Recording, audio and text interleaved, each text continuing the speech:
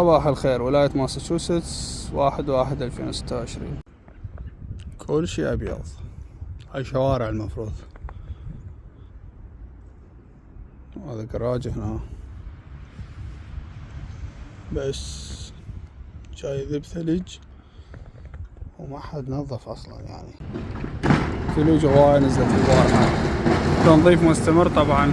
سيارات هواية اللي تكون فور ويل يستخدمون هاي الطريقة حتى ينظفون الشوارع. وهاي الجهاز اللي ورا بالشاحنة أو بالتراك هاي يذبون بيه ملح حتى يموع الثلوج. أجواء حلوة بس شوية باردة. الساعة تقريبا استخدمت الماسحات بكمية الثلج اللي نازلة من هنا.